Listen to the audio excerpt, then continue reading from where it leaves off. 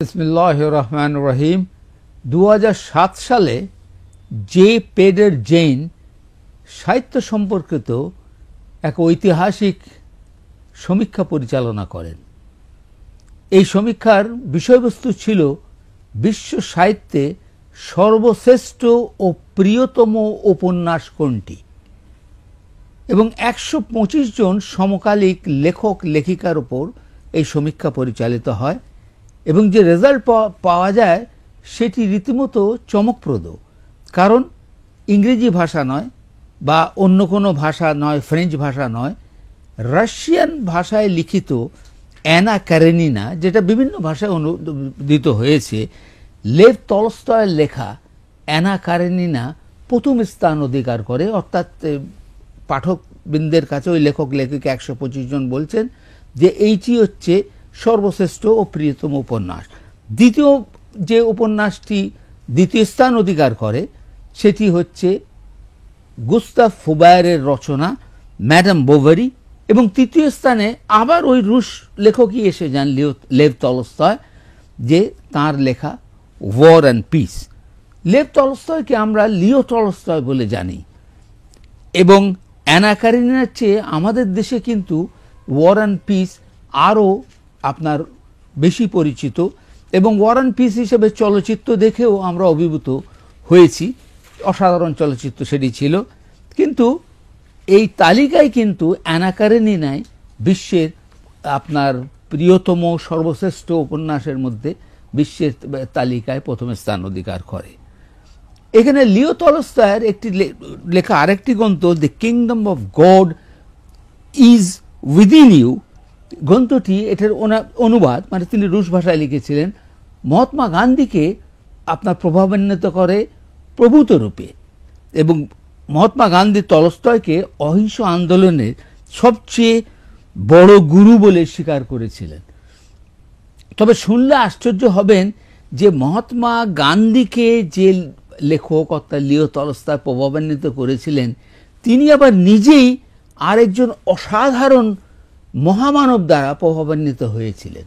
আপনারা স্বভাবতই আপনাদের প্রশ্ন উঠবে, সেই অসাধারণ মহামানবকে, যিনি লিও টলস্টয়কে অভিভূত করতে পেরেছিলেন, প্রভাবান্বিত করতে পেরেছিলেন?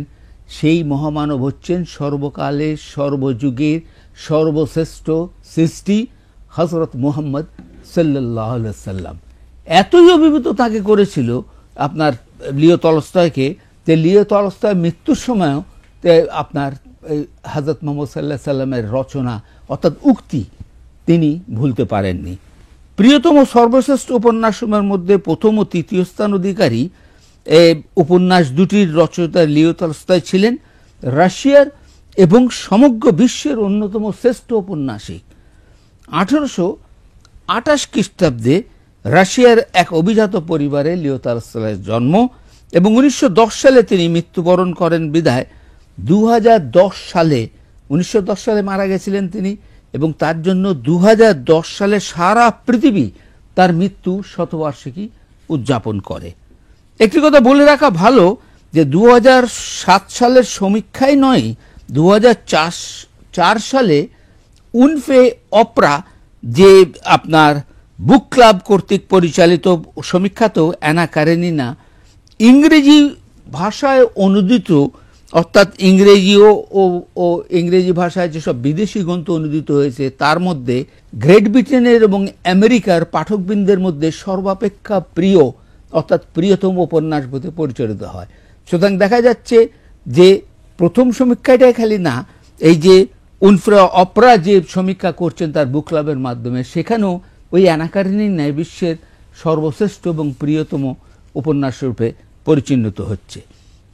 মহানবী সাল্লাল্লাহু আলাইহি সাল্লামের অনুপম আদর্শ টলস্টয়কে এতই বিভূত করেছিল যে একটু আগেই বললাম যে 1910 সালে তিনি যখন একটা ওভারকোট গায়ে পরে সেই কঠিন শীতের মধ্যে, তীব্র শীতের মধ্যে তিনি বেরিয়ে একটা রেলওয়ে স্টেশনে যে মৃত্যুবরণ করেন, তখন তার পকেটে একটি বই পাওয়া গিয়েছিল।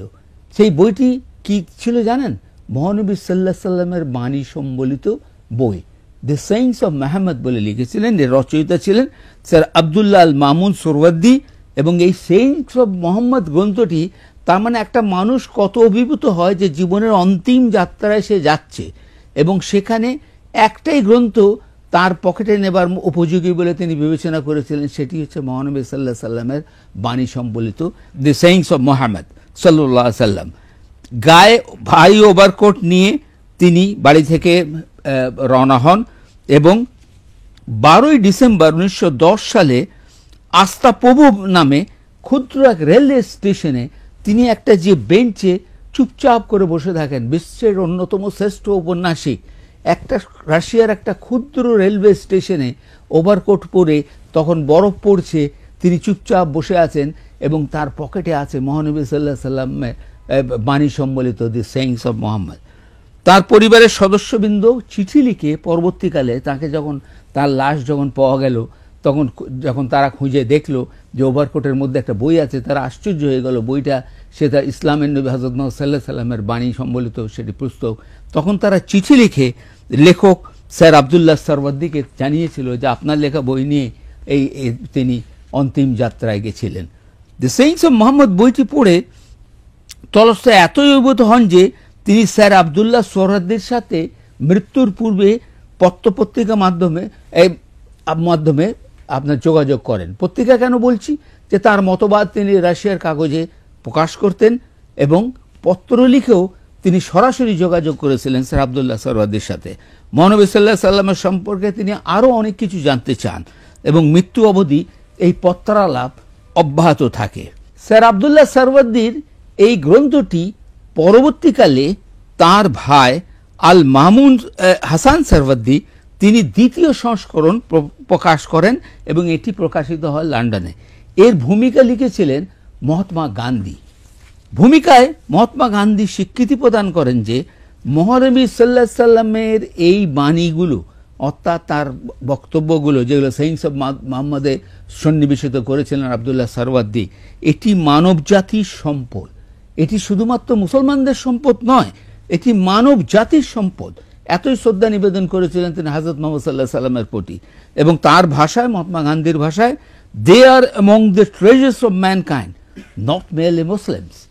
বইটি ইসলামিক ফাউন্ডেশন বাংলাদেশেও প্রকাশ করেছে এবং এই বইটির বাংলা অনুবাদও কিন্তু ঢাকাতে পাওয়া যায়। আপনারা যদি কেউ আগ্রহী হন তাহলে এখন টেলিভিশন পর্দায় আপনি দেখতে পাচ্ছেন যে এইটি অনুবাদ করেছিলেন মুস্তাফা জামান আব্বাসী এবং এই গ্রন্থটির শিরোনাম হলো মুহাম্মদ সাল্লাল্লাহু আলাইহি সাল্লামের বাণী। গ্রন্থটি 1905 সালে লন্ডনে প্রকাশিত হয়। ওই আগের গ্রন্থটি যে বললাম, তখন স্যার আবদুল্লাহ সোহরাওয়ার্দি দিল্লিতে অবিভক্ত ভারতের কেন্দ্রীয় আইনসভার সদস্য ছিলেন।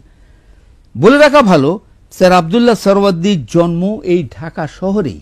আমরা কিন্তু জানি না, ঢাকাবাসীরা জানি না, বাংলাদেশিরা জানি না যে এই ক্ষণজন্মা পুরুষ জন্মেছিলেন এই ঢাকা শহরে 1882 খ্রিস্টাব্দে।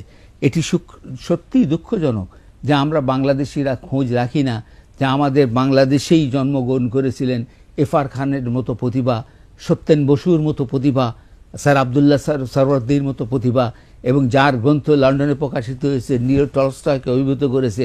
কিন্তু আমরা বাংলাদেশি কেউ কোনোদিন তাকে স্মরণও করে না, তার জন্মদিনে কোনো নিবন্ধ আমাদের পত্রিকায় প্রকাশিত হয় না। তা এখানে এই জিনিসগুলো আমাদের জানতে হবে যে আমাদের রচনা, আমাদের এফআর খান, তিনি শিকাগোতে পৃথিবীর সর্বোচ্চ আপনার টাওয়ার বানিয়েছিলেন, কিন্তু তার কোনো স্বীকৃতি আমাদের দেশ দেয়নি। এবং ঠিক সেই রকম স্যার আবদুল্লাহ সোহরাওয়ার্দিকেও আমরা জানি না। এমনকি সত্যেন বসু, যে বোসন যার নাম থেকে এসছে, সেই বোস আইনস্টাইনের দুজন মিলে সেই সত্যেন বসুকেও আমরা চিনি না। সুতরাং আমাদের জানতে হবে, পুরনো ঐতিহ্যকে জানতে হবে, কারণ শেকড়কে আমরা যদি না জানতে পারি তাহলে আমরা আগে এগোতে পারবো না।